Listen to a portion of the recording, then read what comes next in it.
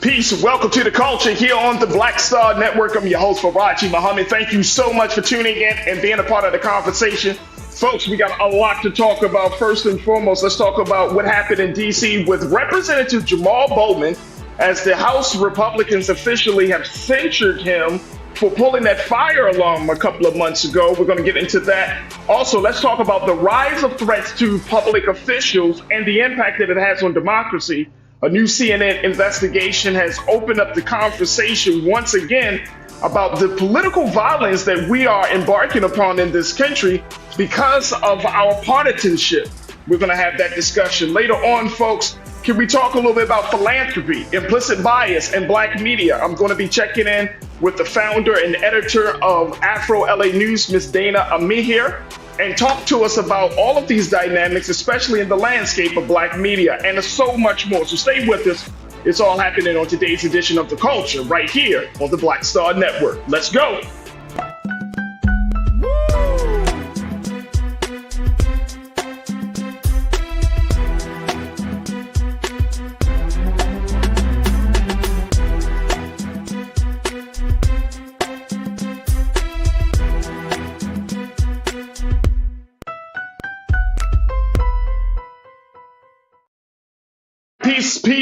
Peace, y'all. Happy Thursday and welcome to the culture here on the Black Star Network. I'm your host, Farajii Muhammad. Thank you so much for tuning in and being a part of the conversation. We got a lot of good discussions for you. Check it out, folks. We are streaming on a number of dope platforms that you can find this show and so many other the great programming that we have to offer from Black Star Network. But we're certainly on our home website at blackstarnetwork.com. Go down to our home website and check us out as we are streaming live right there on blackstarnetwork.com. You can download the app for free. Follow us on social media. But here's the important part, folks. Your financial donation makes a world of difference for us. So go to our website today at blackstarnetwork.com. Also, we're streaming live on Amazon News on your Fire TV, on Amazon Prime Video. You can find us there on your Prime Video app under Live TV, the news, or find us on Amazon.com under Prime Video, Live TV, the news. And we're also on Freevee, where you can find us on that great network. You can find us on Now under News and Plex TV, 24 hours a day, 7 days a week. Search for Black Star Network or find us on Live TV, News and Opinion. All right, big shout out to my online culture crew. That's you, folks. That's you. Yeah, that's you. It's been streaming live on Roland Martin's YouTube page. We're also streaming on Facebook under Roland Martin and Black Star Network. But if you're on Roland Martin's YouTube page, you can join us in the chat where it's always popping off, folks, as part of the online culture crew. And big shout out to the crew. Big shout out. I see you, Pastor Damon Blissett. Good afternoon. He says, hey, kings and queens. Hey, Pastor Damon. Thank you so much, as always. Anastasia, my sister, thank you so much for checking in. Anastasia, I get your messages. Thank you so much. I truly appreciate y'all keeping me up to date on everything. Lori Parks, I see you. Thank you for checking in. My sister Tiana, I see you. Who else we got in here? Gene Smith. Good afternoon, brother Farajii, producer, special guest in the culture family. Good afternoon, Gene. Thank you so much for joining us. Ming Lee, Natasha Surge. Ming, thank you for checking in once again. ABX girl. Hey, ABX girl. Good connecting with you. Janelle, I see you. Tiana, I see y'all, man. Thank y'all so much for joining us in the chat as folks are still coming into the conversation. Let's jump right into it. We're talking first about what's happened out of the House of Republicans, the Republicans, a House of Representatives, excuse me, as the Republicans have moved forward in censuring one of the Democrats' very own, and even so, a few Democrats were actually on this vote too, to censure Representative Jamal Bowman for pulling the fire alarm. Now, joining me for this conversation is my brother and friend and activist. He's a DEI specialist, my brother Sinedu Okorafor. Brother Sinedu, good afternoon and happy Thursday, bro. How are you feeling? Good afternoon. I'm feeling pretty good. Can't complain. Good. Let's talk a little bit about this. This was a strange situation, but I think I got more clarity now, brother Sinedu, because Representative Bowman kind of put some more details out there. But first, it's the fact that he was actually censured, and this is one step down from being expelled. That's George Santos. That's what happened to him. He's never coming back. But this is a censure. But this was, take a look at this, folks. This is the latest from NBC News around this situation. 214 to 191 vote was largely along party lines with Democratic Representatives Chris Pappas of New Hampshire, Johanna Hayes of Connecticut, and Marie Gluesenkamp Perez of Washington joining all other Republicans in voting yes. Bowman admitted to pulling the alarm in the Cannon House office building in September as Republican lawmakers sought to vote on the spending measure. He said in a statement after the incident that he accidentally activated the alarm after he came across a door that was typically open for votes but would not open that day. What do you make of this, Sinead? What do you think? Was this a little bit too harsh of a punishment? I mean, censuring a person for pulling the fire alarm. I don't know. What's your take on it, bro? I mean, I don't think it's too hard of a punishment. Also, when you look at it, like, we know, like with protocols, it's like when people call 911, there is money involved in that. You pull that fire alarm, you are alerting the system, of EMS and EMT to come or whatever. And there are, costs, if I'm not mistaken, associated to stuff like that. So I think it is a good punishment for him. And also and I think we talked about this when it happened. It was very careless of him to do as an adult. You're expected to move differently. That wasn't one of his smartest things. But what I hope is with this censuring, let that be the punishment for the crime, and let's move on. Let's not continue to belabor this point long after this. Y'all voted, he censured, and hopefully he learns his lesson and we go from there. Sharon Marie, you checked in. Good afternoon, Sharon. You said the video tells all. I do remember seeing that video. I'm sure you do too, Sinead. He kind of like walked around and it looked like, I don't know if it, man, I read up on body language, but I can't tell for sure if it was like intentional. But now, at first, when it first happened, I was like, why the hell did he pull the fire alarm? But now that he put out this statement saying, hey, I pulled the fire alarm in the midst of a voting session, it's like, okay, that might have been some level of your little act of resistance against the Republicans in some shape or form. But yeah, the video says it all. Pastor Damon, you said it too. The video says it all. I'm just saying. Laura, you checked in and you said, look, I'm not surprised at all by this. You shouldn't either. Two Democratic House representatives that are censored going to be upset after the election on Capitol Hill on the Republican side. So this is more of a situation, Sinead, where it's like tit for tat, right? Like Right. you could be petty, I could be petty, that type of thing. But here's the sad part about it. Again, when we see these type of punishments being imposed on public officials, they aren't the ones who really suffer. It's the voters. It's the constituents. Those are the ones who truly suffer from that. And if your representative is being censured as a result of something like this, whether he did it intentionally or unintentionally, you're not going to have a good vibe, a good feeling about that representative, nor about the institution of democracy. What's your Agreed. take, bro? Yeah. Well, agreed. I think if you look at the state of our politics today, it's all a joke. It's all laughable. You can barely take anything seriously at this state on all sides, because it's like you just said, it's the voters. We sent you all there to represent us, to not pull fire alarms. We don't get to pull fire alarms in our everyday lives, and we don't expect you to be doing the same thing for whatever reason. And yes, I even saw it as an act of resistance, and that's why I believe, like anything, you do the crime, you do the time. But it's just on a bigger scale when you look at what's going on in the world, and more importantly, what's going on in our country. Like, we have bigger issues we need to be solving. Our economy seems to be lopsided. Unemployment numbers were up this month. Flint still doesn't have clean water. That's what I would like to see our lawmakers tackling: actual life-changing issues, and not a fire alarm so that we can all go to recess. I like that. Corinna, you got this. You said the same sentiment as our great culture crew member Corinna said. Corinna, Denise, good afternoon, Corinna. You said, who cares? just pales in comparison to all the other destructive behavior on Capitol Hill and all of the other scandals. I agree. I agree. It's unfortunate because it's a stain on his public service record that he was censured by the House of Representatives. But in the big scheme of things, in 2023 going into 2024 political landscape, oh, this is nothing.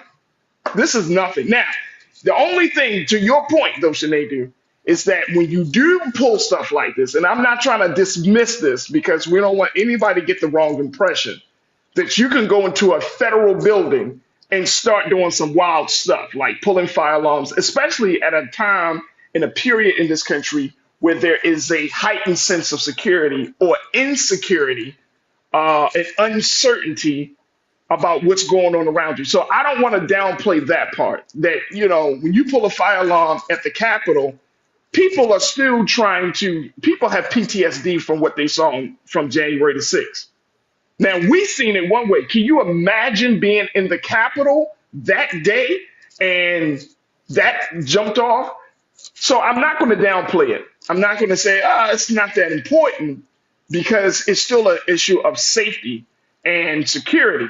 But it's just more of it shouldn't be emphasized, overemphasized. Like you said, it's already been dealt with, it's been punished. And so I hope that water will just go right under the bridge and get back to doing the people's business of serving the American people. Let me see here. Monkey Confessions, you say pulling a fire alarm is a misdemeanor or a felony. He pulled a sign down. Mm. And Janelle, my sister, you said, thank you so much, Monkey Confessions, and good afternoon to you. And Janelle, you said the GOP never pays the price for their deliberate acts. The government shutdown deadline is less than 30 days away. So like you said, Sinead, like Janelle, she's like, hey, y'all not paying the consequences of that. And we got some very real problems. So let me just tell you, and this is crazy. When we're talking about the shutdown, then we got to take a quick pause. When we talk about the shutdown, that's a technical part of governance. That is not like a public thing. You know what I'm saying, Sinead? When people talk about shutdown, they like, oh, the government doesn't shut down. This is just a technical part of governance in terms of making sure that the money is there, making sure that the government can continue to operate at the capacity that it's doing, and all of those things. That's behind the scenes stuff. Over the past few years, we started to see this being used as a bargaining chip, over politicizing something that should be technically just dealt with behind closed doors. But it's been brought to the light to the American people. And so even that in itself, it's like, this is, like you said, it's so petty. Stuff is getting so political, over political, everything's politicized, and it gets to be so petty. Any words on that, bro? Yeah, like and it's like, and now it brings us into a tit for tat. Well, the Democrats didn't, well, the Republican. Y'all, I think the state of our governance in this country is starting to become shameful, where it's like the Senate, the House, even sometimes the presidency, as we saw in the last administration, it becomes laughable. And, we're on the world stage. There are bigger, super geopolitical issues that we got to focus on. I think this precedence, if you ask me, that is why a George Santos or a Marjorie Taylor Greene can exist in our Congress, is because our Congress is seen as a joke. Like, you can just come in there and do whatever you want. You can hold up, you can shut the government down. No one cares. It's nothing is. I think the nobleness that used to come with these positions are now they're faltering, and it's again a big stain on this experiment that we call democracy. Absolutely, absolutely. Brother Damon, you said I agree the punishment is stupid, but he did pull the fire alarm for a non-emergency reason. I was on the emergency response team when I was in the office. You can't do that. Yeah, I mean, you can't do that. We teach children not to pull the fire alarm for non-emergency reasons. Do we got to teach adults that now too? Especially in a government building? Come on. You can't do it like that, Mr. Bowman. No, you can't turn that off. Absolutely. All right, look, I got to take a quick pause. When we come forward, let's shift gears now. Speaking of what is a real threat to democracy, CNN has started an investigation looking at real threats against public officials, and it is a fascinating investigation because they're finding there is a huge uptick, a huge surge of threats against public officials from 2022 to 2023, more so than in any other time period. And guess what, folks? Political scientists, social scientists are very concerned that we would never think to see that in this day and time that we would be living in America where political violence will become almost rampant as there are in other countries. We often talk about that. But tonight, or today rather, we're going to talk a little bit about this. It's a small part of a major, major conversation that we're going to have on the other side. So stay with us. It's The Culture here on the Black Star Network.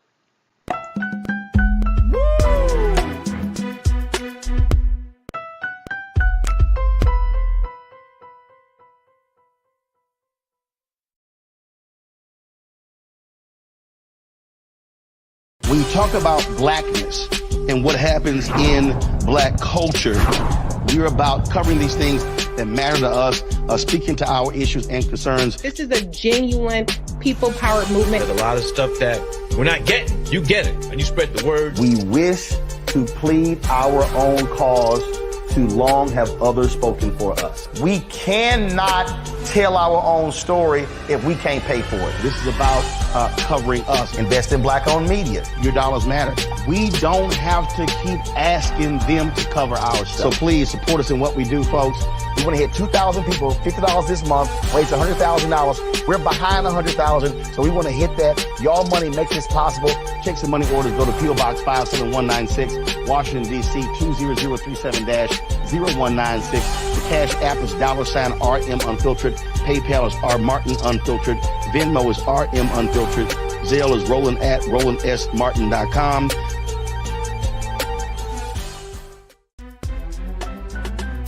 I'm Farajii Muhammad, live from LA.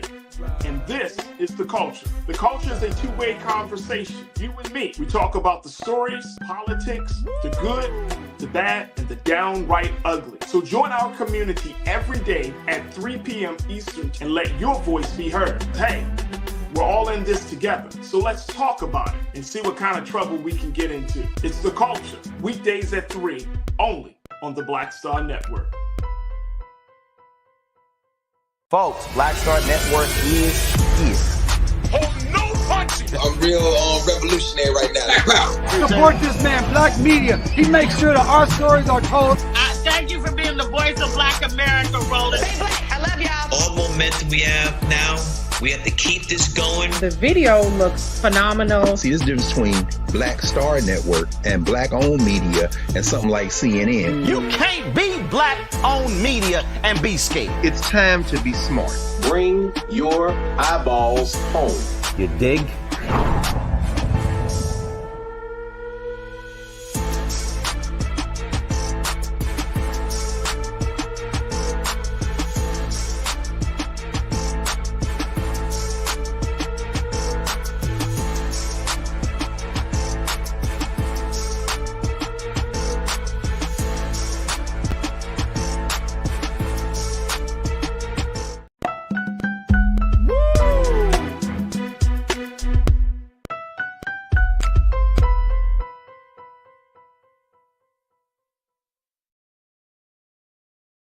All right, folks, welcome back to The Culture here on the Black Star Network. I'm your host, Farajii Muhammad. I am joined by my brother and friend, Brother Sinedu Wakwafor, who is a diversity, equity, and inclusion specialist, an activist, and an advocate, human rights advocate.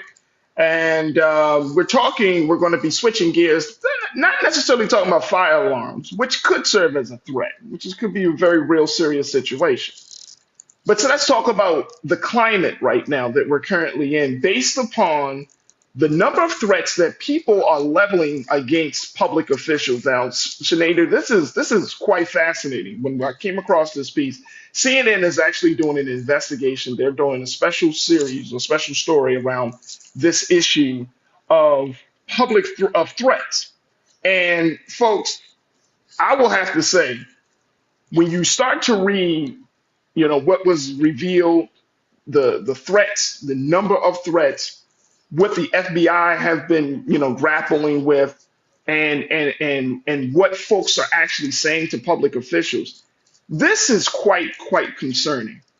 Because, Brother Sinead, one of the things that we're seeing in this country is that it can be the smallest thing, right, that can be said that can boom, that can trigger someone, and pardon the pun, but trigger someone in the sense of wanting to take their views to violence. So this is why I wanted to have at this part of the conversation, because CNN is doing this and it's talking about how there has been this surge in threats to public officials they say could disrupt American democracy. American democracy. Let me share with y'all what CNN was shared, or what the information they gathered based upon. Now they looked at a couple of different things. They looked at news clippings. They looked at FBI records. They looked at a host of different sources to kind of aggregate, where we are with this threat situation. Let's put up quote one, please, Lise, because I want to show y'all. Take a look at this, y'all. CNN reviewed more than 500 federally prosecuted threats. And I never knew threats could be considered federally prosecuted. 500 federally prosecuted threats. This is what they found. At least 41% of all the cases across the decade were politically motivated. That's high. Nearly 95% of people prosecuted for making threats to public officials are male. The median age is 37. Politically motivated threats to public officials increased 178% during Trump's presidency. Threats related to hot political topics like abortion or police brutality also skyrocketed during the Trump years, increasing by more than 300% from Obama's second term. And here's the final one. As the party in power, 16 Democrats received threats during Obama's second term. This increased 169%, with 43 GOP lawmakers threatened under Trump.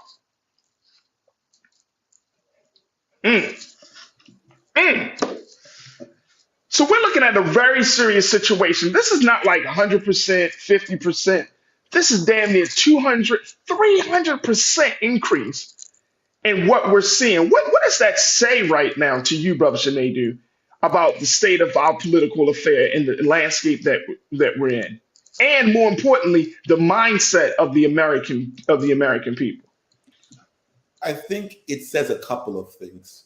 I think, for one, what it's saying to me is the humanization of folks in power. I think for far too long, people in power have been seen as untouchable, like they are high from reproach.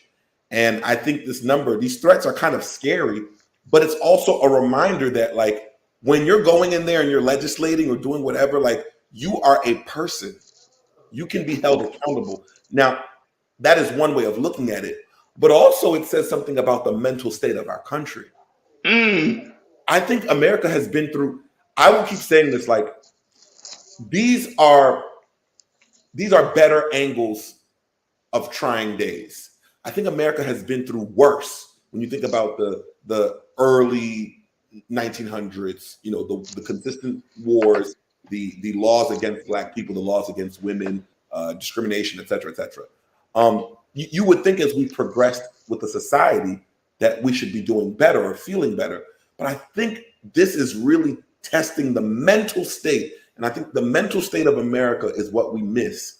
And you see, to be threatening like this, to be threatening at that level, what is going on in the heads of the people, of folks? And then when you juxtapose that to the number of mass shootings. Right. Good point. Excellent point. There's something connected there. Like, it is so, they say that when Columbine happened, it was such a shocker because that was still a fairly new thing. And right. And I think Dave Chappelle That's a great point. Dave Chappelle said, like, we live in a day and age where there's a Columbine every day. What's going on upstairs in our head? Like, what is not happening? What are we not addressing? What are we not fixing? And I think, lastly, as I leave this point for a second, and I think what is happening even further is, in the age of social media, a lot of these wrongdoings that exist now from our government officials existed then too, But we're now able to research. We don't have to wait for the news. We can figure it out. And I think people are frustrated. And I got to take another quick pause, but to add to that, and I'm so happy, brother, that you brought that point up, because I think that is completely in agreement with where we are, where we're seeing 37-year-old men wilding out, posting threats, going on social media, sending letters, looking to do harm. It permeates down to the children, to teenagers, right? So it's so interesting, because when we talk about guns in this country, when we talk about violence in this country, we act as if you can separate. Oh, no, we don't have a gun problem. We have a gun handling problem, or we don't have a violence problem. It's just that we need to keep the same level of violence, but at the same time I would try to equalize it out with doing more good or something. And it doesn't make sense. It doesn't hold true. Here's the other part of it.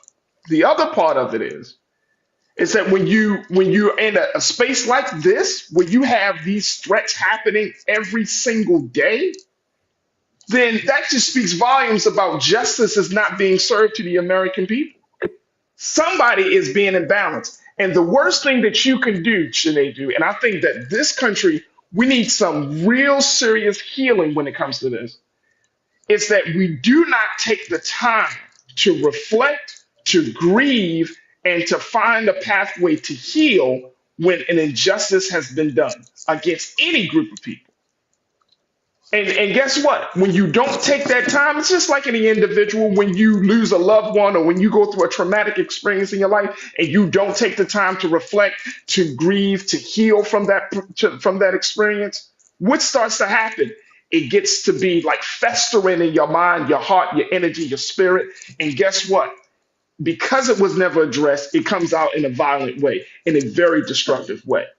And it speaks volumes. Look, I got to take another quick pause when we come back from the other side. Folks, I want you to share your thoughts on this, crew. Post your comments. We're streaming live on Roland Martin's YouTube page. But what do you make of this, the rise of threats against political officials and its impact on democracy as we move forward and talking about a future for America? Is America's future bright when you have threats against political officials and dissatisfaction among the government on the rise? Stay with us. The conversation continues on the other side of right here on The Culture on the Black Star Network.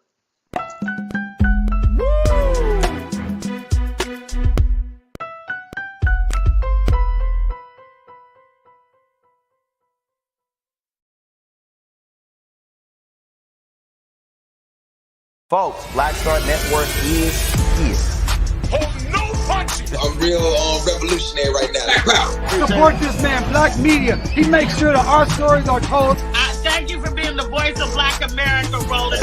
I love y'all. All momentum we have now, we have to keep this going. The video looks phenomenal. See, there's a difference between Black Star Network and black-owned media and something like CNN. You can't be black-owned media and be scared. It's time to be smart. Bring your eyeballs home. You dig?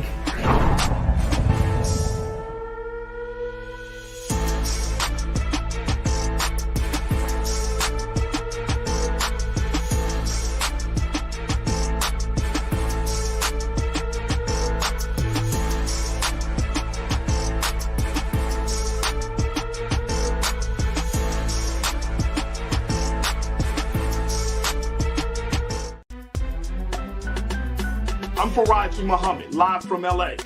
And this is The Culture. The Culture is a two-way conversation. You and me. We talk about the stories, politics, the good, the bad, and the downright ugly. So join our community every day at 3 p.m. Eastern and let your voice be heard. Hey, we're all in this together. So let's talk about it and see what kind of trouble we can get into. It's The Culture, weekdays at 3, only on the Black Star Network. When you talk about blackness and what happens in black culture, you're about covering these things that matter to us, speaking to our issues and concerns. This is a genuine people-powered movement. There's a lot of stuff that we're not getting. You get it, and you spread the word. We wish to plead our own cause Too long have others spoken for us. We cannot tell our own story if we can't pay for it. This is about covering us. Invest in black-owned media. Your dollars matter. We don't have to keep asking them to cover our stuff. So please support us in what we do, folks. We want to hit 2,000 people, $50 this month, raise $100,000. We're behind 100,000, so we want to hit that. Y'all money makes this possible.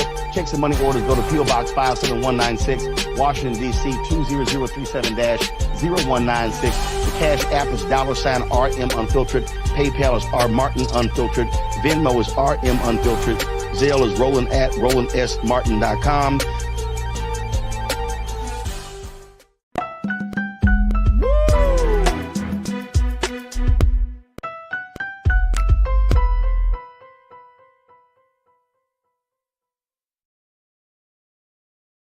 All right, folks, welcome back to The Culture here on the Black Star Network. I'm your host, Farajii Muhammad, joined by my brother and contributor, Brother Sinedu Wakwaford, Diversity, Equity, and Inclusion Specialist, as we're talking about the rise of threats against public officials and its impact on democracy. And Brother Sinedu, this conversation is based on a CNN investigation that's showing that there has been an uptick, there's been a spike of threats, and that social and political scientists and scholars are very concerned about the state of our political discourse and what that political discourse may lead us toward. As we're talking about breakdowns of governments in other countries, democracy, just to remind everyone, is still seen as a quote unquote an experiment, Brother Sinedu. It's not seen as the end all be all. There are many iterations of what democracy can look like, but America champions this form of government as the best form of government over any other form, whether it's communism, socialism, any other form of government that we may see or that may exist in the rest of the world. But America is under a severe crisis, because more and more of its citizens are becoming dissatisfied in one way or another, right? And I was always taught, Brother Sinedu, that 100% dissatisfaction brings about 100% change. But when you do get dissatisfied to the high levels that we're starting to see, I can always, and I think a lot of social scientists, they can see this as well, revolution is on the horizon, bro. And the revolution may not be televised, it might be on social media, but for some, it's going to be a violent conflict. So this is very fascinating. I want to share something again. Here's another piece of this report from CNN that I want to share with y'all and get you more of your take. Let's go to quote 2, please, Lise. They said, though the threatscape to members of Congress and other public servants appeared to have cooled in 2022, this year has been several flare-ups that could prove a harbinger. They include a recent burst of threats targeting some GOP holdouts in the failed effort to award far-right Representative Jim Jordan the House speakership, another surrounding Trump's indictment, and yet another targeting progressive Representative Ilhan Omar, who has been historically critical of Israel's treatment of Palestinians following the outbreak of the war between Hamas and Israel. According to the director of the International Center for the Study of Violent Extremism, Ms. Ann Speckhard, she said these are perhaps the most dangerous hate crimes, referring to threats against public officials and election workers. They're really scary because they can take down a democracy. And let me just add one more piece to this as we're looking at it. CNN said that in 2021, a peak year for the activity. This is something else. We can just drop that quote for a minute. I just want to get this from the article. Thank you. In 2021, a peak year for the activity of this rising threats. More than 9,600 direct threats and concerning statements were leveled against members of Congress, according to the Capitol Police. Another 4,500 plus that year were hurled at judges, attorneys, jurors, and others who are protected by the U.S. Marshal Service. Everybody is feeling the dissatisfaction through all levels of government and all form of political engagement and participation. This is very serious and concerning, Brother Sinedu. I'm sorry, I just wanted to put that information out there. Talk to me, brother. What are your thoughts on it? Yeah, it's very disheartening, and when you think about our experiment, the greatest thing about our experiment that we love to tout to communist nations or dictatorships is that we have the right to protest. That is an American thing. That's an American staple. What is happening to me, or what is happening to us, is I think the people are starting to realize that the protests aren't working.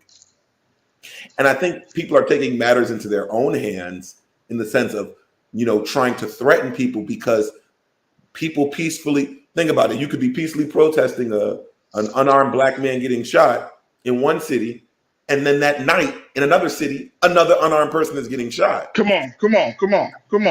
And I think what's happening, and I think it's good, I think people are questioning the democracy, how it works, if it's been working, does it need to be changed? And I think that's a good thing. I think as you get older, you question, you get wiser. I don't think that this threat or from being threatening is the way to go, but I think if we don't look at it as a sense of fear, but look at it as a resounding orchestra of what the environs, what the people are saying, I will always, there will be no threat if people had jobs, good paying jobs. There will be no threats if prices for goods and services were at a stable amount. Because what I also find interesting is as people are continuing to try to live their lives, because of the unstable economy, it's more and more debt. Like when you're looking at, again, and I'm going back now to the mental state, when you're looking at the mental state of these people who are doing, for instance, these mass shootings, are we starting to notice that more and more, these are not just troubled people, these are young professionals or professionals. It's now not like, you don't need to be quote unquote crazy or insane. These are everyday average people that are good point. Excellent point, bro. Problems. And that's an excellent point, because a lot of these threats, some of these threats, just like we see on January the 6th, when you see that level of dissatisfaction, but now that we have, there's been so much identification of who was present on the mall that day. You're talking about doctors, you're talking about lawyers, you're talking about people who have served in the armed forces. Like some of these threats, one guy said, I'm a veteran sniper, and unless you change your ways, I got my scope pointed in your direction. What is happening? What is happening? Another person, one of the other threats that CNN highlight, he said, you and the Republican Party should be proud that you're pushing me to become a domestic terrorist. What you see what I'm saying? Like, this ain't small time stuff, man. And here's the thing. This is probably, I'm gonna say it like this, yo. I'm gonna keep it 1,000 here. We're probably seeing more dissatisfaction from white people than black people. Because you know why? Because black folks, we have been conditioned that we could be mad as hell, but we know that there are some boundaries that we don't want to cross. And that has been ingrained in our heads since we were babies. You can shoot up the hood all day, but you better not go into that the affluent white neighborhood, up the street. Boy, don't cross that line. And guess what? It's ingrained in us. You see what I'm saying? Like, we don't even have to have police presence in some cases, because we already know what the boundaries are and the boundaries that we're willing to cross and not cross. See, that's the type of situation that we're finding ourselves in. But now this thing has gotten so bad. And here's the thing, as you talk about this, bro, the regular people have been disappointed when you have been told all of your life that you can achieve a certain financial mobility, social status, if you just work hard, if you just apply yourself, if you pull up your bootstraps, all of these mantras that we're taught from the times we're children all the way up until adulthood. And guess what? And none of that works. You're in suffering, you're in poverty, your educational experience has been subpar and doesn't get you as far as you want it to go. You're not being respected. You serve in our military, You're praised on Sunday mornings at the football game, and you're hated on Monday afternoon at the VA hospital.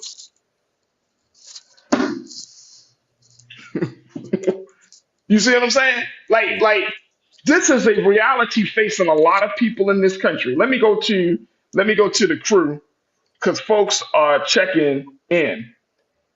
Let me see this. Coretta, my sister, you said perhaps we have a Justice and Policing Act if we return to the streets en masse when Tim Scott tanked the bill. But no, we let up on the pressure. That's an opportunity to bring some sort of peace of mind to the people, some piece of legislation to give us some peace of mind. But because you play in politics, as that one threat said, you and the Republicans, y'all are forcing me to become a domestic terrorist. That's crazy. That's crazy. Let me see who else you said. Let me see who else we got here. Frankie, you said we are in a republic. Okay. And what does that mean, sir? What does that mean, Frankie? Talk to me. We are in a republic.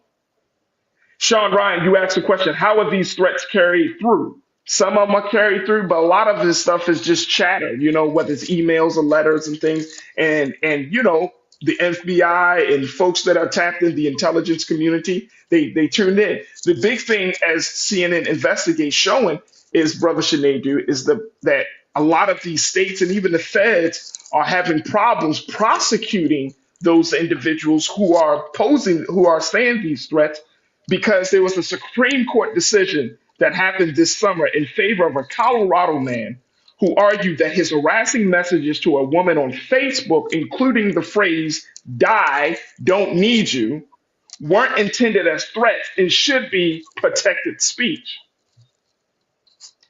That 7-2 decision, with Justices Clarence Thomas and Amy Coney Barrett dissenting, reversed the lower court's ruling based on a less rigorous prosecution standard. And this is from the CNN report, which maintained that a threat crosses the line if it puts a quote unquote a reasonable person in distress. They just had to vote on something like this year. Talk to me, brother. Talk to me. I think the veil, there's so many veils that are being unveiled. I feel like, America, the country that we all love and hate at the same time, because we have the freedom to do that. I feel like people are starting to realize that the smell of good cooked food does not actually solve hunger. Cool. Come on. The distractions are not working anymore. And I think that the issue that I have with our wonderful country is, rather than solve a lot of issues, we make a distraction for that. And then it's just like a lie. It compounds interest. And I feel like it's gotten so big that, look at what's going on with Israel and Palestine. Look at how our government, usually in these situations, our government would just side with Israel, and it is what it is, and we all dealt with it. But look at 2023. Look at how our president is in a very, very, very difficult situation, because those compounded, way before him, those compounded things that we've been doing, they're not working anymore. Yeah. And like they tell us about credit cards, you get one credit card to pay off another credit, you'll just be in a loop, and they're all collecting interest. I think what I believe needs to happen and what I believe needs to be done is that, and y'all gonna call her crazy, Marianne Williamson was right. The reason why what she said is crazy is because it is so out of the zeitgeist of America to check itself. We need a spiritual reckoning. It's beyond it, because at this point, I don't think any of us recognize ourselves now. And then what happens is, I was watching Karine Jean-Pierre, the White House press secretary, the other day. I think this is very important. This is a Black woman, right? Who is basically the spokesperson of the president. They were asking her questions, and she was making her stances for the president. And I thought to myself, this is just one example, is she the first Black woman LGBT? You think she's going to be the person that, quote unquote, stands up? No. And that's another problem. when the disenfranchised finally make it to the position of power, they're the first. And they don't want to fuck it up for the whole group. So in turn, sometimes they end up doing what the people will call nothing because they can't. These are a lot of things that we have to contest with as a people. It's just the game of democracy in this country. It is just so buoyant, but it's safe at the same time. And as we close it out, you're absolutely right. And I think that's the sentiment, Kathleen Davis, you expressed the same thing. You said, I guess I would be mad too if I believed that bullshit of the American dreams. That's actually a nightmare. That's it. Mm-hmm. We all have been feeding from that pot, baby. Like, eat. You know what I'm saying? The American dream, American dream, American dream.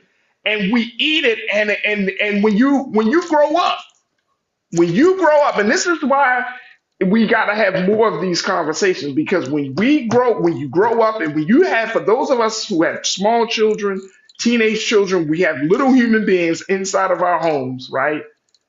And we gotta present to them a world that they're gonna get into that's going to be a much different world than what we experienced when we were their age.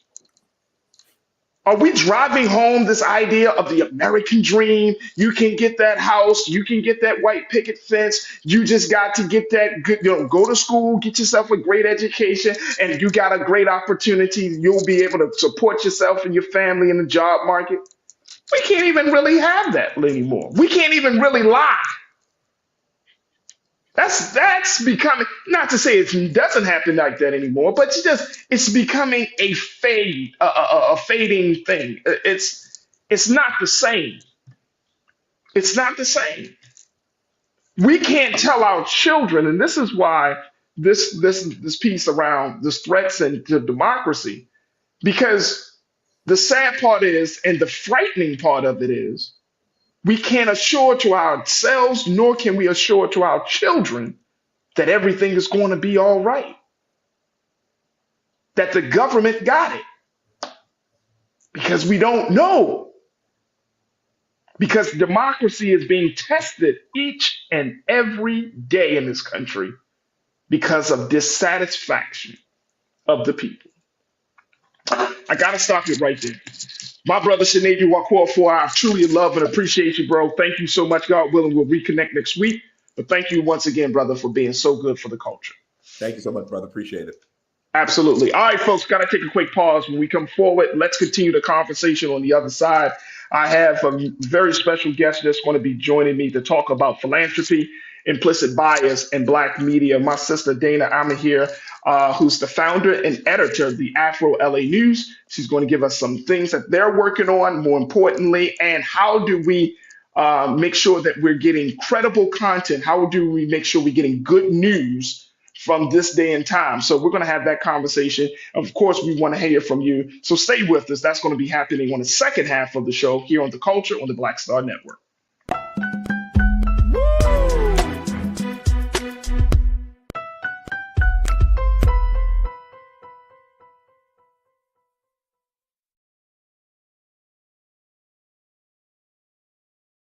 Black Star Network is here. Oh, no punch! I'm real revolutionary right now.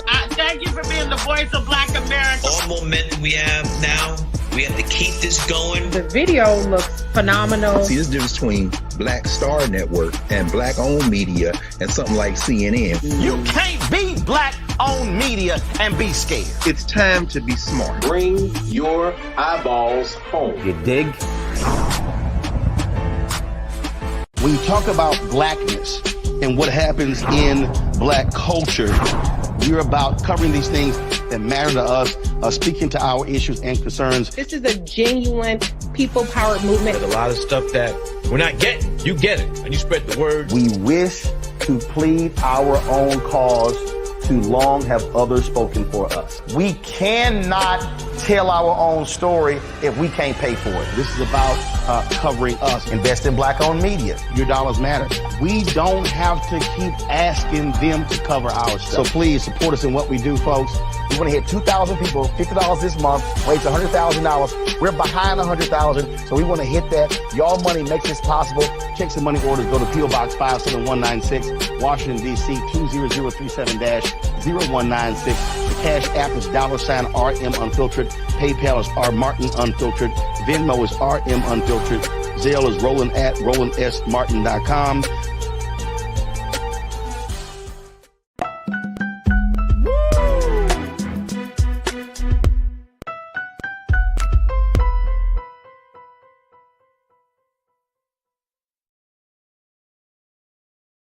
All right, folks, welcome to The Culture right here on the Black Star Network. I'm your host, Farajii Muhammad. Thank you so much for tuning in and being a part of the conversation as we are having some fantastic discussions about the state of affairs, political affairs in this country. We want to shift gears now because I do want to have a conversation about implicit bias and have a conversation about philanthropy and, more importantly, the role of Black media, as there has been a number of discussions about the importance, the value, the significance of Black media. So, folks, we want you to join us in the conversation right now. We're streaming on a number of different platforms. Go to our website today at blackstarnetwork.com. Download the app for free. Follow us on social media. And, of course, we ask for your financial donations, and that will truly, truly be appreciated. We're also streaming on Amazon News, on Fire TV. So make sure you do your due diligence and check us out there. We're also on Amazon Prime Video, where you can find us there on the Prime Video app. Live TV, the news, and or under Amazon.com under Prime Video, then lose Live TV, the news. And then we're on Freevee, on that great network there. You can find us there on news and Plex TV, 24 hours a day, 7 days a week. Just search for Black Star Network. Let me bring in my next very special guest. This is a sister that's deciding to take all that we have talked about and try to do something with it, as she is a journalist, an esteemed journalist. She's an award-winning journalist, but she's also taken it to the next level, as she has now serves as the founder and editor of Afro LA News, that great news agency that is rooted in Los Angeles. And I'm so happy to have her joining me on the show today, Miss Dana Ahmed, here to talk to us about philanthropy, implicit bias, and Black media. Dana, good afternoon. How are you feeling? Hi, good afternoon. It's really great to be on with you. Feeling pretty good for Thursday. Well, that's absolutely. And for the sake of transparency, folks, this is one of the many, I would say, one of the great places I have had the great opportunity to do some great work with Dana and talking about some of these issues. But I thought it would only be right to bring Afro LA News into the mix, because this is a Black news agency that's doing its work to try to tell the stories of Black Angelenos, and specifically, while keeping an eye on what's going on around the country. And I think that's the important part. Let's talk first and foremost, Dana, about what we're seeing. First, talk to us a little bit about Afro LA News. What inspired you to want to start this platform? So the idea for Afro LA came about in November 2021. I was out with another journalist who had recently quit their job. I quit in April 2021 to become an independent journalist. And we just started listing off all the things that we would do if we were in charge, the things that rubbed us the wrong way, the things that we thought were toxic and could be fixed within news culture, in newsrooms, and within how we cover different issues for our communities. So Afro LA officially launched last April with our first website, and this past February we launched with our new permanent website. We're nonprofit, nonpartisan digital news. We're solutions focused, we're data driven, and community centered journalism for LA, told through the lens of the Black community. We emphasize how things might disparately impact LA's most vulnerable communities, like the unhoused, which is a huge problem here, and also communities of color. Let's talk a little bit about the fact that you are ushering in a different approach, an alternative approach to storytelling and to, making the news. which is this idea of solutions journalism. What is this? This is very, I think for those of us who may not be familiar with that terminology, that may sound somewhat good, but we're Yeah. like, wait a minute, what exactly is it? So some of the reactions I get when I say solutions journalism is like, oh, you all are going to solve the world's problems with news? Like, no, no, no, no. Right, right. Absolutely not. They think it's, soft and fluffy and, we're trying to, whitewash or rose-colored glasses through to give people news. And that's not it at all. So what it really is contextualizing any issue that we are covering, and it's writing about the responses to problems. It's about more than just reiterating the litany of problems that we know we have in our communities, within our schools, within our neighborhoods. It's about not just telling people what's wrong. It's about trying to use insight and context and nuance to talk about responses to these problems, not just in the community that you're in, but maybe how they're doing it in someplace else. Maybe they're doing a really great job over in Phoenix, where there's something awesome happening in New York. Or maybe you can learn from a response that's happening in Atlanta, where things didn't go so well. What can we glean from that to figure out what's going on in our own backyard? So for me, solutions journalism, it shouldn't just be like a niche, which it kind of is right now. It's not exactly across the board. It should really be this North Star. It's what journalism really should be in the first place. So it's highlighting what people are doing in response to social ills. Exactly. And it's providing that context from a 10,000-foot view, but also on at a more granular level, so that you've widened the lens into seeing multiple sides and multiple perspectives of a story. So it's not just you have to have followed this particular news item for weeks at a time to understand what's going on. Sometimes that's why people get so frustrated with news, because if you haven't followed it from the beginning, you're lost if you pick up an article, as opposed to something that's solutions journalism driven.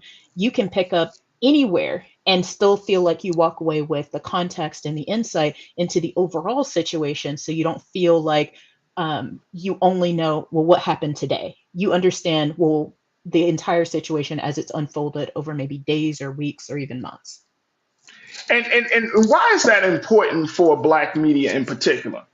And here's why I'm asking this, and I know you know the answer, so I mean, that's not even a thing. But here's why, for the sake of our watchers and our audience members. To me, Black news has become watered down, which is why the structure of this show is really rooted in the idea that I, as the host, don't have all the answers. I'm a moderator and a facilitator of the conversations, right? So we bring in all these voices to try to add their part, their piece to these larger problems. But it still seems like when you talk about Black news or Black media, it becomes this other thing. It's very entertainment driven. It's very sports driven.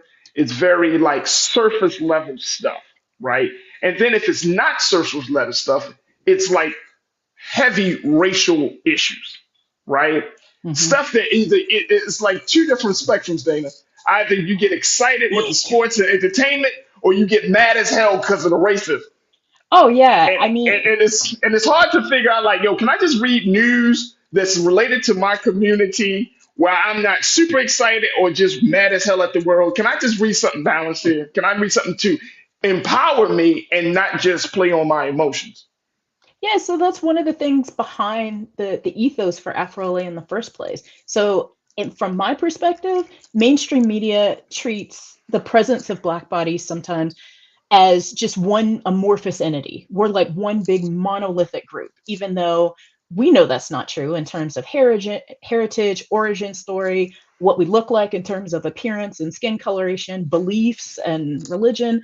I mean, we're not a monolithic group, so we shouldn't treat us like one. And it also shouldn't be an extractive experience. So it feels like we get covered in the news for the things that we give the rest of society, for sports, for entertainment, for beauty. for things like, you go on social media and it's like, well, I want to hear the latest song or see who's got good stats in sports today. I want to, learn more about soul food. It feels like it's almost touristy into our communities Mm, and our culture. And mm, that's what I did not want to do. I wanted to mm. celebrate this rich diversity of Blackness, all forms of Blackness in Los Angeles's communities. We have so many ethnic neighborhoods. We have so many of these little enclaves of people just living and experiencing and really into what it means to be Black here and just living their lives. The other thing that I feel like we don't see enough in Black news or mainstream media is just normalized narratives of what Black people are. Just regular people. You don't have to be this extraordinary, the model minority. You don't have to be the kid who's on the come up and gonna, go to the NBA out of a bad neighborhood. You don't have to talk about necessarily the valedictorian of the worst school in the city who got accepted to all the Ivy League colleges. We could just talk about, the kid who makes, moderately good grades and they spend their time volunteering at a nursing home and they've started like a mobile library for the seniors or something like that. It doesn't have to be something extraordinary that we've done. We can celebrate us just for being us. Mm. A couple of points. You landed a couple of things on my spirit right now, Dana. You landed a couple of things on my spirit. One being that um, it's the touristy of Black culture. Mm. And if nothing else, I feel like Black people, Blackness in this day and time, the way it's presented both in news and in the other mediums, right? Blackness is this kind of trendy sideshow attraction, right? Yeah. And so I think a lot of us have quote unquote bought into that as a form of power and Hmm. acceptance, right? Like Yes. I'm Black. Like, you know what I mean? We wear it on our sleeve, we wear the shirts. I'm Black. Yes. Yes. So You got that to have the means I'm the merch. life. Right, right. Like I'm the life of the party. I'm Black. I have deep history. I'm Black. You know what I'm saying? I have something to say, and, and so it does feel a little bit weird. I think the other point that you're making, we got to take a quick pause. The other point that you're making about just the overall presentation of who we are, right? It's so much deeper. It's so much deeper. And Black excellence doesn't mean you have. And I put this on my social media one day, Dana, and people really thought it was a good idea. Uh-oh. Black Uh-oh. excellence. No, I just said it. I just said Black excellence doesn't mean that you're rich and wealthy Mm. and Preach. famous. Like we look at somebody and we whatever our entertainers and we be like Black excellence, and it's like the teacher's Black excellence. The community organizer, Black excellence. Anytime somebody is doing good work on the behalf of Black people, wherever they are, whoever they are, whichever community they come from, Black excellence. We look at our Black immigrant brothers and sisters, and some of us got little issues and all of that stuff. But if Hmm. they're doing good work, if they're adding to the change, a positive change, if they're adding to the positive elements of our culture, that's Black excellence. But I think we have been ingrained in that. That the only form of Black excellence is when you're famous, you're rich, when you have a lot of social media followings. Hmm. But we're finding, even with this latest situation with Diddy, and this is why I'm going to have a whole conversation about Diddy. But one of the big things about his case is that he's been at the pinnacle of success. He was often attributed as being the model of Black excellence. Mm. But now that we're hearing all of these stories, it's showing that with all of the material things, with all of the accolades and the praises, it's something deep inside of the human being that still has yet to be cultivated to make them a good, decent human being. Mm. All right, I gotta take a quick pause, Dana, because we going in. We gonna go in. Look, look, folks. I'm talking to Dana Emma here from Black Afro LA News. She is the founder and the editor of this fantastic news agency. We're talking about philanthropy, implicit bias, and black media. On the other side, folks, we're going to talk about what's happening with this issue of teacher housing, something that Afro LA News has been focusing on. Also, we're going to talk about philanthropy. Let's talk about that. Matter of fact, the Open Society Foundation has given a crazy amount of money to black folks that are doing working for youth and democracy. So let's talk a little bit about that. So we're going to have that conversation on the other side. Stay with us. Join us in the discussion on Roland Martin's YouTube page, and stay tuned. It's The Culture here on the Black Star Network.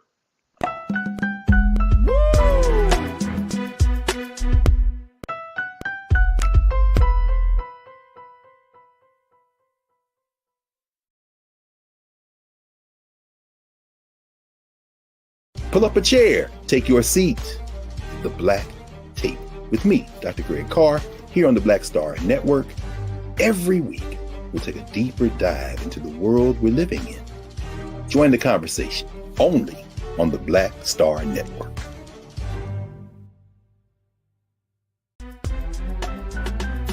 I'm Farajii Muhammad, live from LA. And this is The Culture. The Culture is a two-way conversation. You and me. We talk about the stories, politics, the good, the bad, and the downright ugly. So join our community every day at 3 p.m. Eastern and let your voice be heard. Hey, we're all in this together. So let's talk about it and see what kind of trouble we can get into. It's The Culture, weekdays at 3, only on the Black Star Network. When you talk about blackness and what happens in black culture, we're about covering these things that matter to us, speaking to our issues and concerns. This is a genuine people-powered movement. There's a lot of stuff that we're not getting. You get it, and you spread the word. We wish to plead our own cause.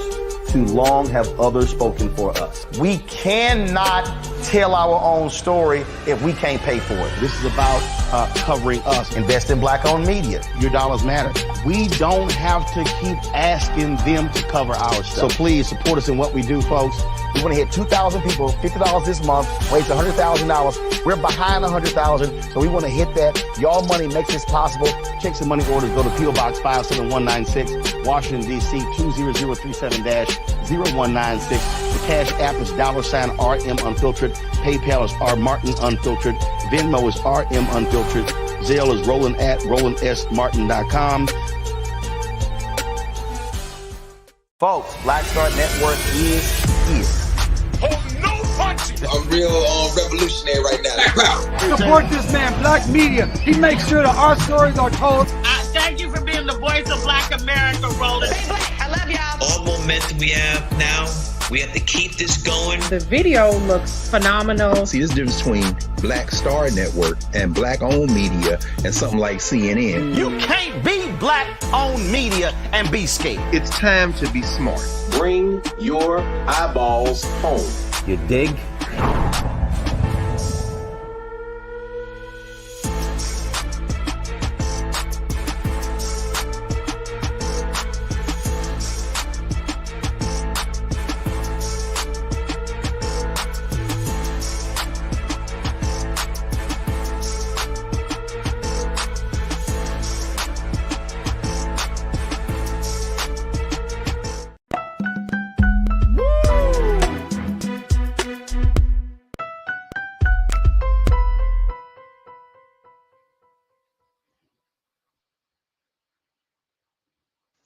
All right, folks, welcome back to The Culture here on the Black Star Network. I'm your host, Farajii Muhammad, joined by my sister, Dana Amahir, who is the founder and editor of Afro LA News. This is the news platform that Black Angelenos can count on to get the news straight up and down. No chaser. Solutions journalism at its best.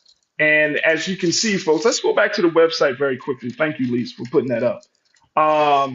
The type of stories that they cover on Afro LA. This is a Black-owned media platform, folks. Another platform for our stories to be told the way they need to be told. You see that? Unapologetic, Black Los Angeles. Come on, Dana. You talking to you speaking to my soul. You speaking to my soul right now. Right. Speaking to my soul.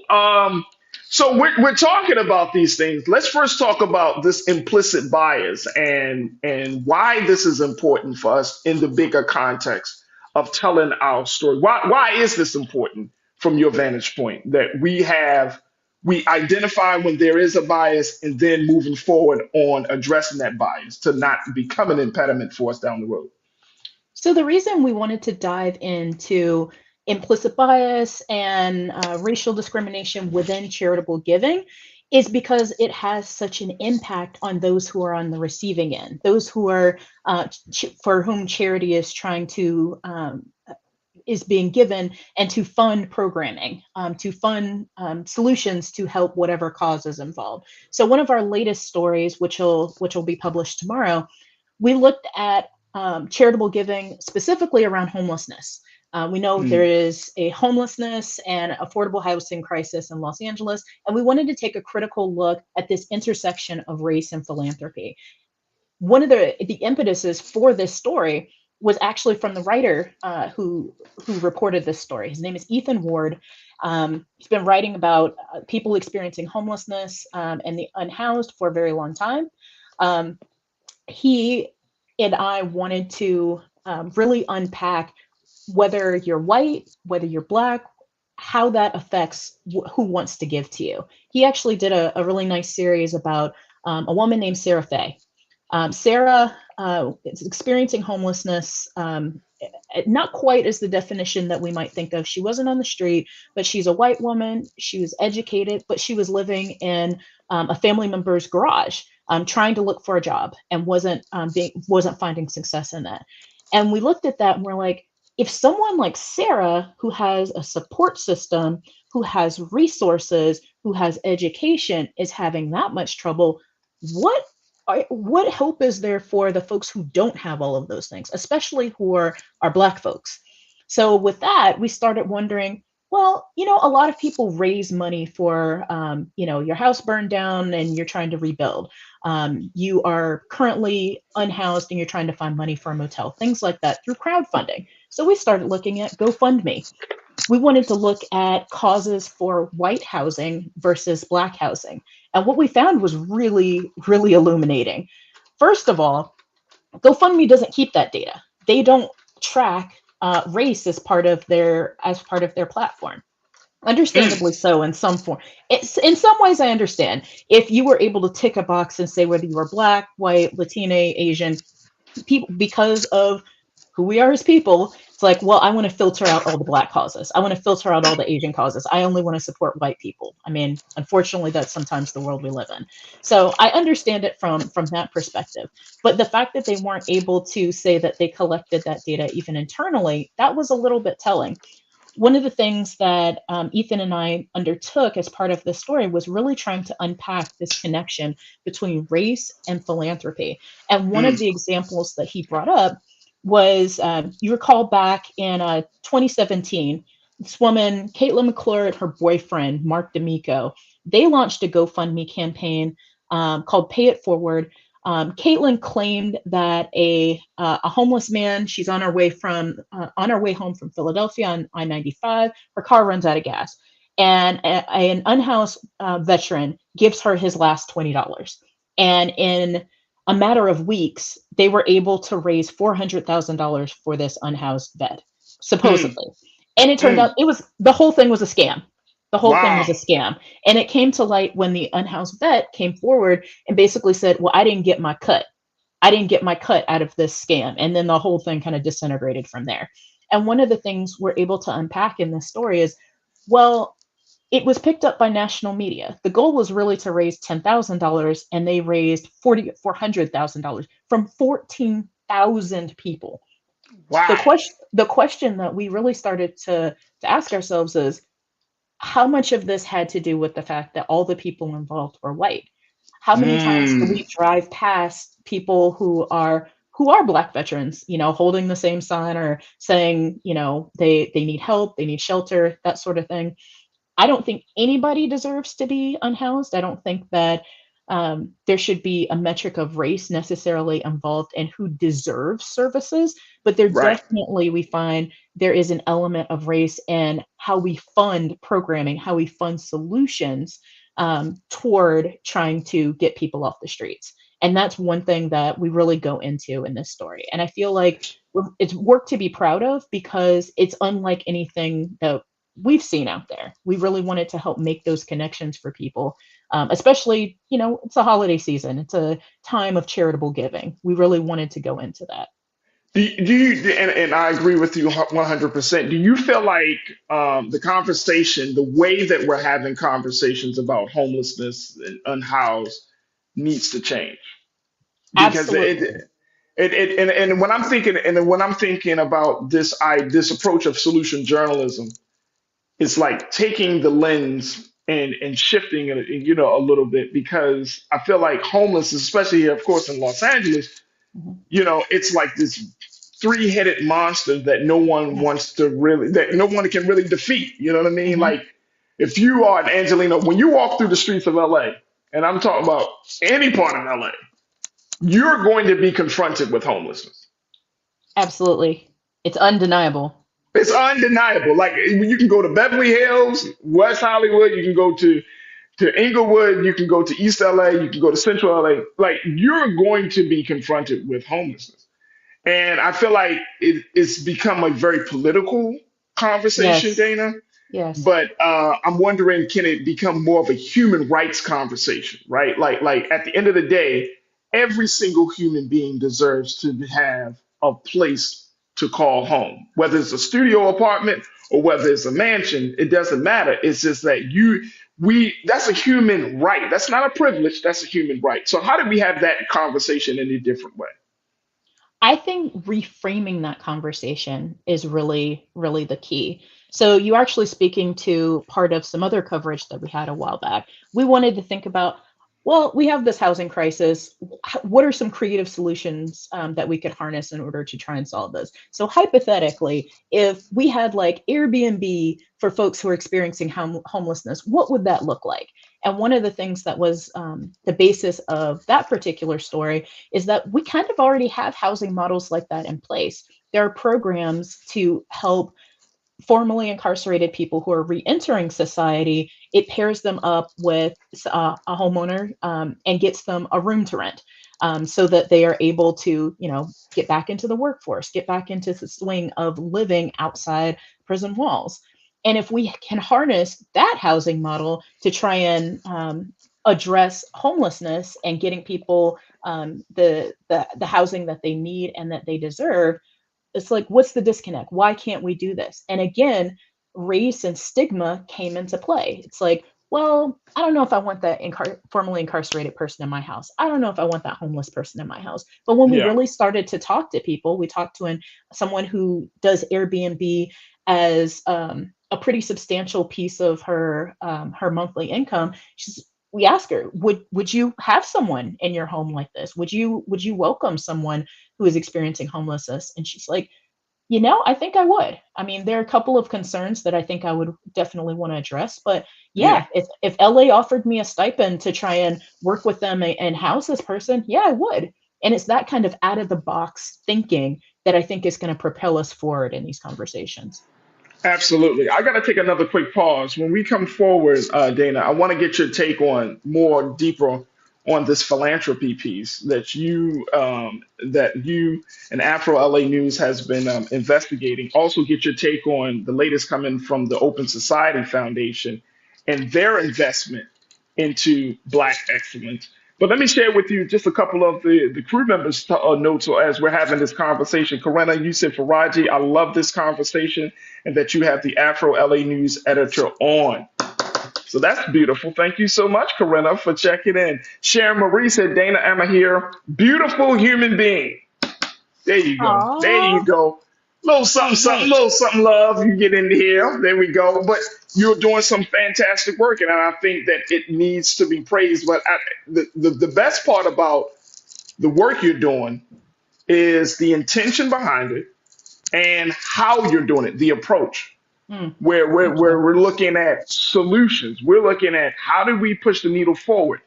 And I think that can be the I'm trying to think of the best word, Dana. That could be the mission of Black media today. I don't for Black media today, it's not enough to just talk about what everyone else is talking about, Exactly. because we're in a very unique relationship when it comes to the powers that be in this country. So our media has to be unique and different. You know what I'm saying? Like, our media can't be the same way that white media is. Well, it can't be We because we didn't start the same. We didn't start the same. Black Right. media and Black newspapers kind of came out of this quest for liberation, out of the civil rights movement, and even earlier. It was our way of communicating with our community on our terms. And I feel like Absolutely. we have to pick up that mission and push it forward with a little bit more fervor in our current landscape. And it has to give us hope. It does. It can't just It has to give us hope. Yeah, it can't show all the things that are beating us down all the time. All the time, Dana. We talking about the same stuff. You know what I'm saying? We got to give our people something to hold on to, because this thing is rough. So I appreciate that. Look, we got to take another quick pause when we come forward. More with Dana, more with you folks. I'm gonna share more of your comments as we continue the conversation. On the other side, let's talk about philanthropy and so much more. Stay with us. It's the culture here on the Black Star Network.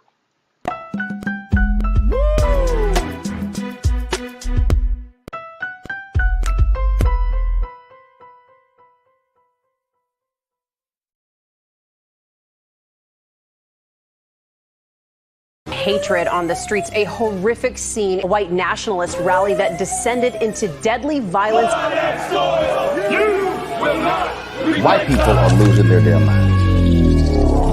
As an angry pro-Trump mob storms the U.S. Capitol, We're about to see the rise of what I call white minority resistance. We have seen white folks in this country who simply cannot tolerate black folks voting. I think what we're seeing is the inevitable result of violent denial. This is part of American history. Every time that people of color have made progress, whether real or symbolic, there has been what Carol Anderson at Emory University calls white rage as a backlash. This is the rise of the Proud Boys and the Boogaloo Boys. America, there's going to be more of this. Here's all the Proud Boys, guys. This country is getting increasingly racist in its behaviors and its attitudes because of the fear of white people. The fear that they're taking our jobs, they're taking our resources, they're taking our women. This is white fear.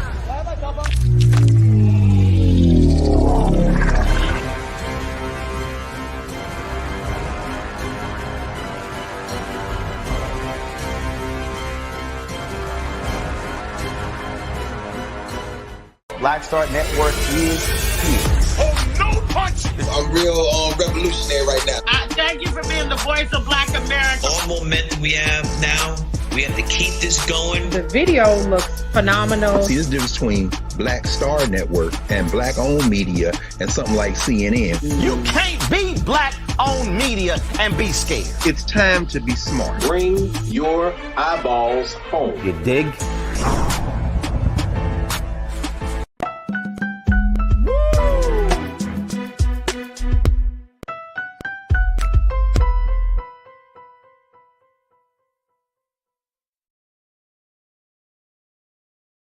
All right, folks, welcome back to the culture here on the Black Star Network. I'm your host, Farajii Muhammad. Thank you so much for joining us and being a part of the conversation. I've been joined by Miss Dana Amahir.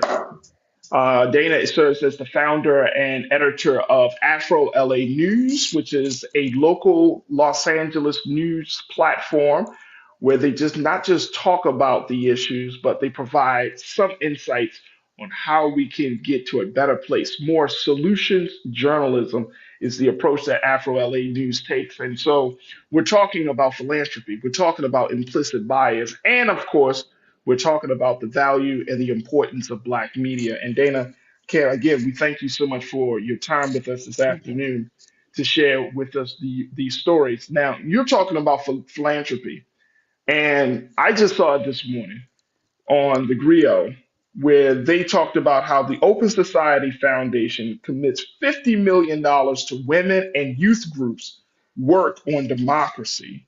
Of course, the Open Society is the group founded by billionaires George Soros, who has already committed 220 million to organizations led by Black people who fight for racial justice. Now, according to the son of Mr. Soros, Alex Soros, chair of the Open Society Foundation, he said advocacy from women and younger generation is essential to stopping the advancement of authoritarianism.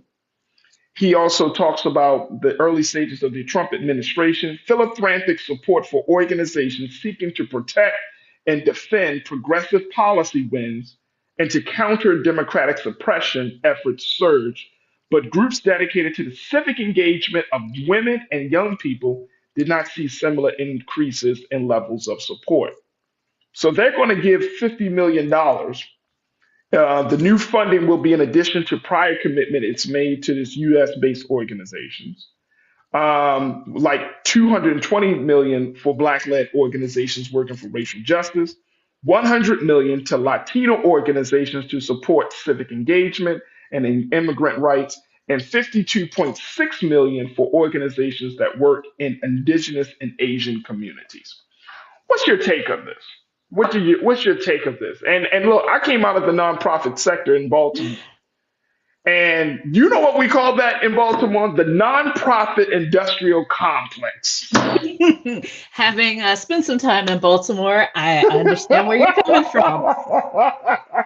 The nonprofit industrial complex, right? For those who may not be familiar, when we talk about jail, we call that, the criminal justice industrial complex. But they call it that way because as much as it sounds just like going to prison, prison's supposed to be about reform and change, that some people feel like the nonprofit world keeps us in a place where we're always begging. And I'm just saying, I'm just sharing with you some of the sentiments. And I'm talking about from Black activists, Black organizers, and advocates who feel like, you know what, this nonprofit thing is always about somebody having, it's an uneven power dynamic where you do have a wealthy white investor who is helping Black people in some way, shape, or form. Now, other people are saying, hell, this is a form of reparations. So if the man wants to give up $50 million to help us, here's the address to send the check. I've got. So what's your take on that? What's your take on that? How do you see this? So I have thoughts. Farajii. Go and share. Talk to me. So my message to all of those folks, including the group that Press Forward, which has said that they will dedicate $500 million to news organizations, to nonprofit news organizations in the coming years from philanthropic and financial and foundation support. I have the same message for Press Forward as I do for the Soros Group. Put your money where your mouth is, because we have been saying so long that there is a problem. We saw an influx in funding and support in, just positivity around communities of color, especially the Black community, following the murder of George Floyd. But that bubble has burst for us. That funding is down from a rush to a trickle. It's going away. I mean, just an October report that was in TechCrunch reconfirmed that Black founders, we raised less than 1% of all the capital allocated to US startups in Q3. Less than 1%. So that's about $39 million out of almost 30 billion with a B dollars. And what's worse is it's worse for women. As a Black-led, woman-led organization, I am at the very, very bottom rung for venture capital, and it seems like for philanthropic giving as well. It's hard because it feels like you have to prove yourself in order to be taken seriously. You not only have to prove that you are worthy of investment, but you have to prove, that this investment is going to pan out. Whereas I've seen some of my white counterparts, they put forward a business plan that looks like you could have Googled it. And I'm like, I've got a 3-year plan. I've got all my stuff in order. I've got my legal, I've got my accounting, but it feels like it's still not enough. You're caught in this cycle as a nonprofit, especially a news nonprofit, of you need money to get money, and if you don't know anybody, you don't get anywhere.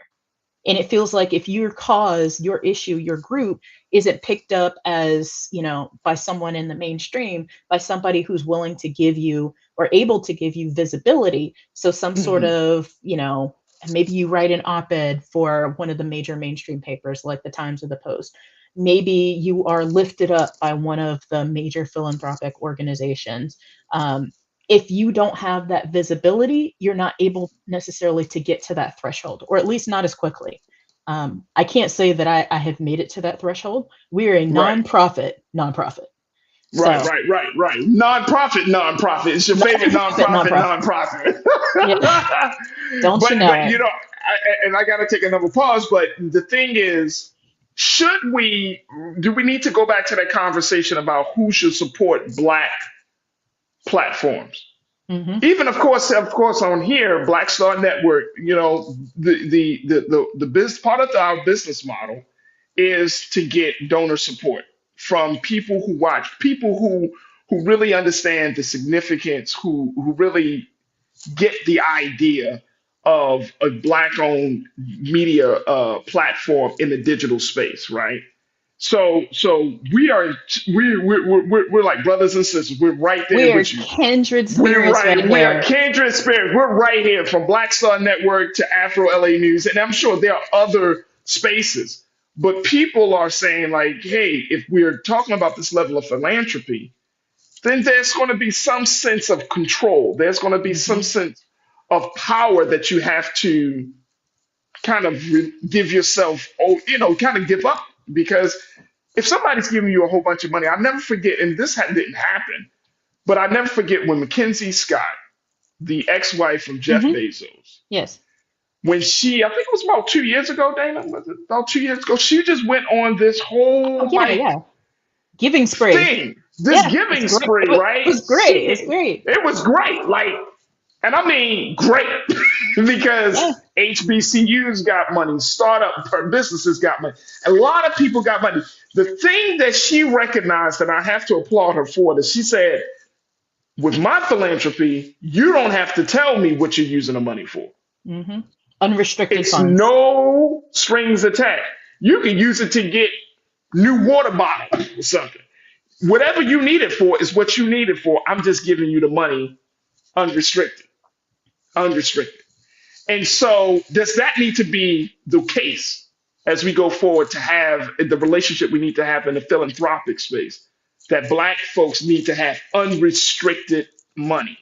And how does the play? Absolutely. One of the biggest struggles that I have as a media founder is that everybody wants to give us money in terms of a project grant. It's like, we want to do a project, we want to coach you, we want to mentor you. And I'm at a point in my career, I've been hired to be some of these coaches and mentors, and I'm looking back at them and I'm like, you want me to apply into your program that you were going to hire me to teach into? Why don't you just give me the money? But it's like, no, we want to, you have to have a plan, you have to have a project. And I'm just like, well, why? Why do you have to have that level of control over how the money is used? Why does it have to be for this one thing that you oversee? Why can you not trust me and trust my decision that I'm going to put it toward what is most beneficial for my organization and for my community? Why can I not be trusted to know what's going to work for us? I'm the one in the trenches. I'm the one that's here. So why do I need your oversight in order to tell me what's best for me and what's best for my community? There it is. I got to take a quick pause when we come forward. Let's get some final thoughts from Dana and, of course, from you. Stay with us. It's The Culture here on the Black Star Network.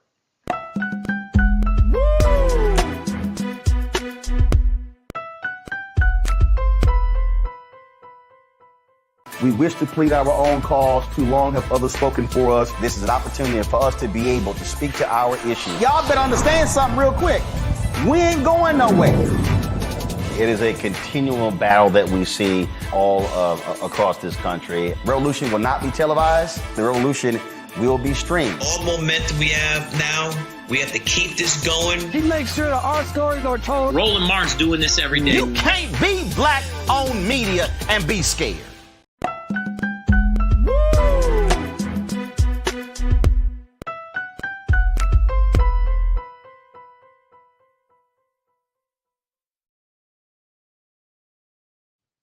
Folks, welcome back to the show. Been checking in with my sister Dana from Afro LA News, and Dana, there it is. You saw that little. Hey, look, you got to speak truth to power. We got to have control over our own narrative. We got to be able to tell our stories without the implicit bias that we often see. We have to do things differently, and we got a final few moments, and I want to give you an opportunity because folks are asking, what can we do to help? How can we move forward? How can we support Afro LA News? Talk to us, Dana. Well, the biggest way right now is we are in a news match campaign through the Institute for Nonprofit News through December 31st. Every donation up to $1,000 is doubled for us. Our goal is to raise $10,000, and we're not quite there yet. If you go to afrolanews.org/donate, you can make a tax-deductible contribution. Very easy. We take PayPal. We take your credit card. We take your debit card. I believe we also take Venmo now. But we would love for you to support our cause, even if it is just a one-time donation. You can also become a member. We are a membership sustained organization. So if your monthly contribution goes directly into the newsroom, there's not crazy overhead because we're remote. It's going directly into work that is going to impact our community. And one of our most recent initiatives is called Buy Black LA. We started a Black business directory to emphasize the fact that our culture, our community here, we are more than food. We are more than getting your hair done. We have dry cleaners and auto mechanics and jewelry stores and everything under the sun. We wanted to support our local community by being able to lift them up and to show that this is us. We are here. We're not going away. And we are a force to be reckoned with, just like Afro LA. So if you want to support Afro LA, make a one-time donation or become a monthly recurring donor. If you're in LA and you're a small business, we welcome you to join Buy Black LA. So that's buyBlackLA.org. There it is right there. See, this is why we got to have the network, Dana. This is why Black news agencies support one another. Because too many times, I think the spirit of competition gets in the way of us building the spirit of brotherhood and sisterhood in this process, right? Like we only have a handful of Black news agencies across the country. Yes. Some of them are bigger and a little bit further along than others, especially in this digital space. Yes. And one of my crew members brought it up, looking at when we telling our stories, and I wanted to get your take on it very quickly, but talking about the rise of podcasts. There are a lot of Black podcasts out there. Where do they fit in this whole ecosystem from your vantage point? How can they work? Because I think podcasts, a lot of people just kind of do like this, it's the very like light gossipy stuff to the very heavy to the, but for Black podcasts, where does the Black podcaster fit in this landscape of Black media? I think we have a huge opportunity. And I say that from the perspective of, anybody can have a podcast today. Two guys with a mic in a garage is a podcast, for better or for worse. And I mean, we've got all the true crime, we've got the salacious gossip and all that. What I think we have an opportunity to do is real talk and pass the noise. And to that end, Afro LA, we started a podcast. It actually launched yesterday. It's called I Can See That. It's a solutions journalism podcast. It's two people in conversation with each other who have different views on the same subject. And it's just them trying to learn and understand where the other person's coming from. Like, I can see where you're coming from. I can see your point of view. When we start to see each other, we can empathize and relate with each other, we stop infighting. We stop trying to compete with each other and to take over each other. Absolutely. Absolutely. I appreciate that answer because I think a lot of podcasters are out there. And I always tell people, Dana, this ain't easy. You think you can jump in front of the mic and you're like, I can just go on. This ain't easy. This is real work, folks. This is real work, especially if you really want to take people's consciousness up a couple of degrees. You know what I'm saying? You got to approach this. as much as it's the talking, it's a craft and there's a science to it, right? Just the same Yes. way that we look at journalism. Like journalism has certain standards and ethics that it has to adhere to. Same Yes. thing Yes. with being in front of the camera or behind that mic. You got to be, you got to have those ethics. You got to have those standards because this is not about the person. This is about the people. It's not Absolutely. about one person, it's about all of us as a people. So I truly appreciate you. Again, folks, Afro LA News, great news platform for the city of Los Angeles and around the surrounding areas, giving us the stories that about Black Angelinos that you probably never even thought about. Let me just give you a context very quickly as we wrap up. There are 99 communities in Los Angeles. Had to look that one up. I was like, what? In Los Angeles City, in the In county, Los there's Angeles. more. Woo! We have 200 in the county. I know because I map stuff for work. Yeah.